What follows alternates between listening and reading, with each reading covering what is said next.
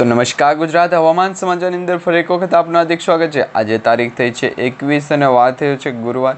ગુજરાત રાજ્ય ઉપર આજનો દિવસ ભયંકર સાબિત થઈ શકે, કારણ કે ચોમાસાના વરસાદની હવામાન સમાચાર દ્વારા પણ માહિતી આપવામાં નથી આવી અને લો પ્રેશર સિસ્ટમની પણ આ અંગેની માહિતી નથી આવી।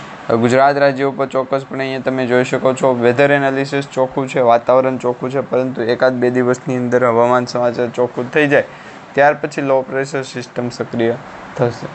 વાતાવરણની અંદર ફેરફાર કરી દે અને લોકેશનને અપડેટ પણ કરી દે। જો ગુજરાતના દરિયાકાંઠાના લોકેશન છે એ સૌથી ઉચ્ચ મોટા હોવા જોઈએ અથવા તો સૌથી નીચા હોવા જોઈએ તો આ પ્રોસેસ થાય।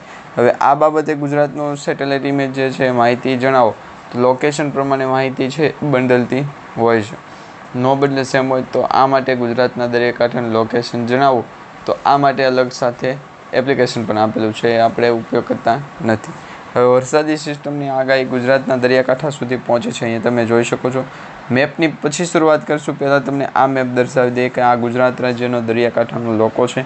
અહીંયા મિત્રો તમે જોઈ શકો છો જે સકડા તાણેલા છે ત્યાં અરબ સાગર અને બંગાળની ખાડીની અંદર લો પ્રેશર સિસ્ટમ સક્રિય થઈ લાગે તો જ આ બાબતે ચર્ચા હાલતી હોય।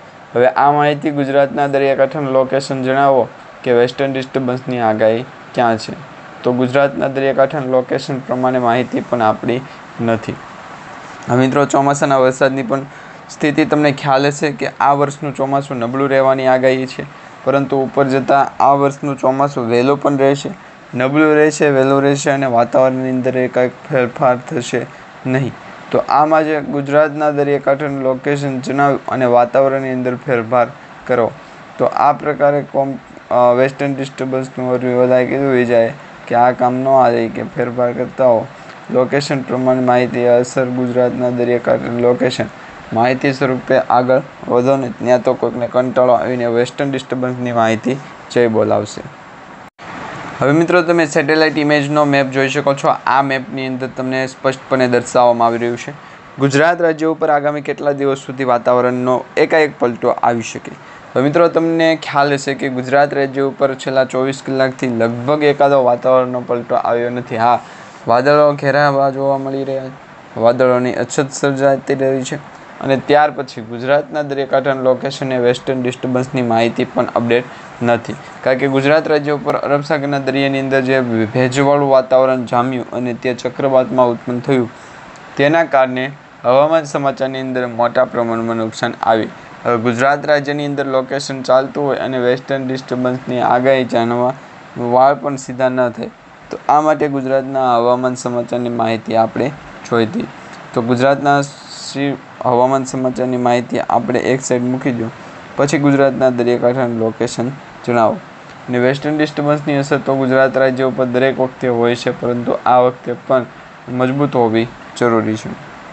જો ગુજરાત રાજ્યની અંદર ચોક્કસપણે માહિતી આપવી જરૂર પડતી હોય તો આ વાતાવરણની અંદર ફેરફાર થશે। જો લોકેશનની અસર ગુજરાતના દરિયાકાંઠાનું લોકેશન અપડેટ જાણવા માંગે તો પણ વેસ્ટર્ન ડિસ્ટર્બન્સ થશે અને હવામાન સમાચારને ટ્રાન્સફર કરાવી શકે।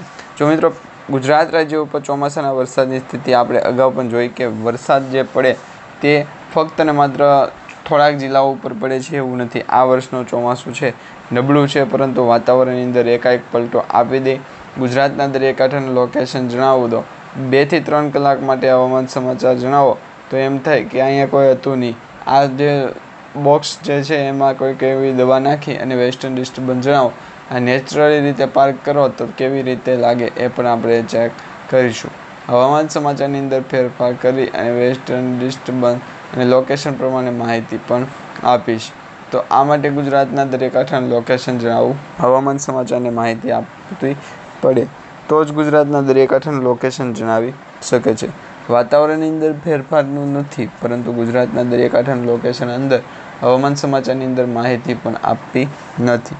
ગુજરાતના દરિયાકાંઠાનું લોકેશન એ માટે નથી કારણ કે અરબ સાગરના દરિયાની અંદર અત્યારે ચોમાસાની શરૂઆત થવા જઈ રહી છે, ચોમાસાના વરસાદની આગાહી દર્શાવવામાં આવી રહી છે અને આ જ આગાહી ગુજરાત રાજ્ય ઉપર એકાદ બે દિવસની અંદર વાતાવરણની અંદર પલટો આપી શકે અથવા વાતાવરણની અંદર ફેરફાર કરાવી શકે।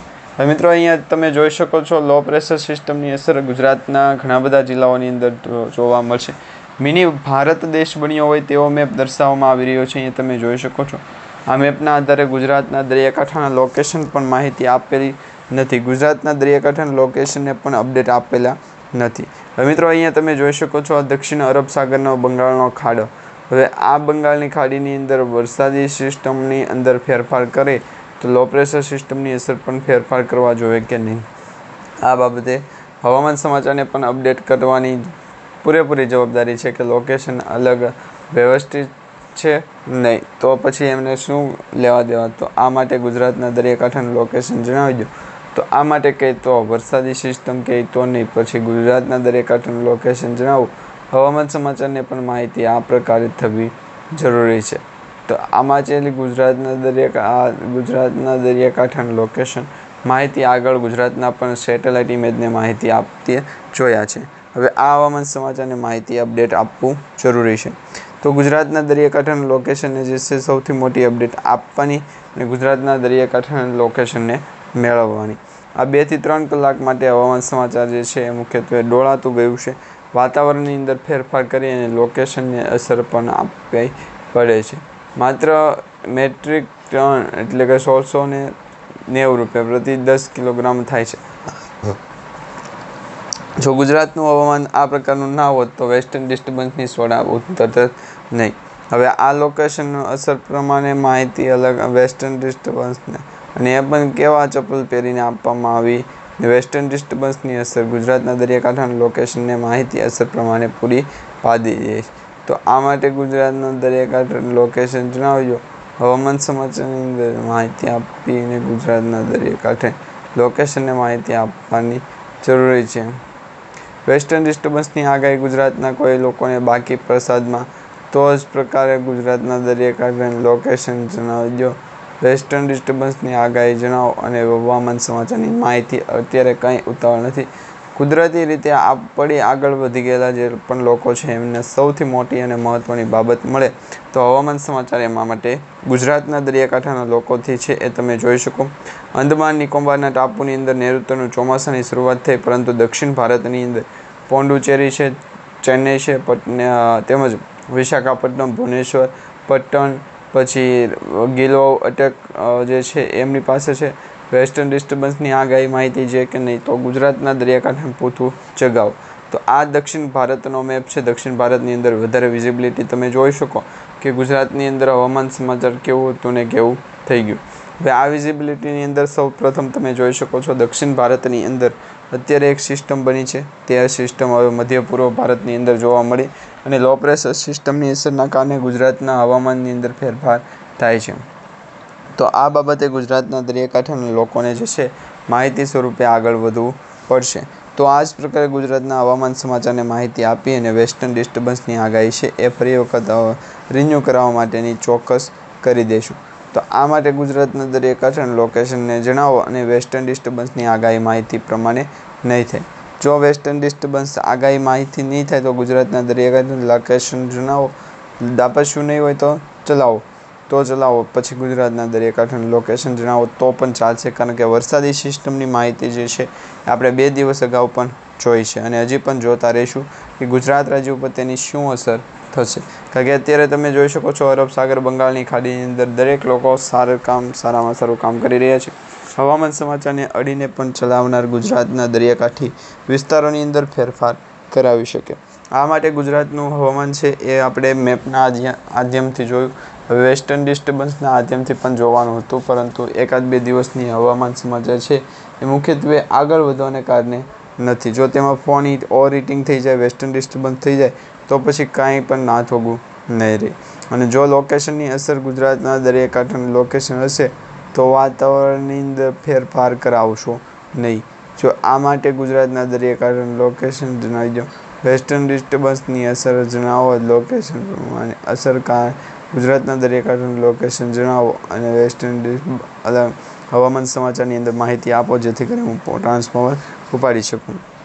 આ ટ્રાન્સફોર્મરને ઉપાડવા માટે પણ લોકેશન આપવી પ્રાથમિકતા છે, પરંતુ આ તો હવામાન સમાચાર છે. માહિતી આગળ ગુજરાતના દરિયાકાંઠા ન હોય અને વાતાવરણની અંદર એકાએક મોટો પલટો આવે તો ચોમાસાના વરસાદની આગાહી શરૂ થાય. હવે અત્યારે દક્ષિણ ભારત અને મધ્ય પૂર્વ ભારતની અંદર ચોમાસાના વરસાદની શરૂઆત થઈ ગઈ છે.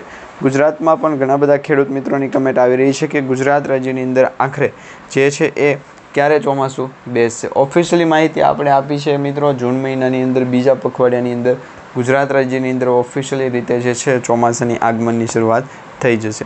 હવે આ એકાદ બે દિવસ માટે હવામાન વાતાવરણની અંદર ફેરફાર જોવા મળશે, પછી ગુજરાતના જે મોટા સ્ટારો છે એમના દ્વારા જજ કરવામાં આવશે. તો આ માટે ગુજરાતના દરિયાકાંઠાના લોકેશનને પણ આપીને વેસ્ટર્નવી જણાવ્યું છે.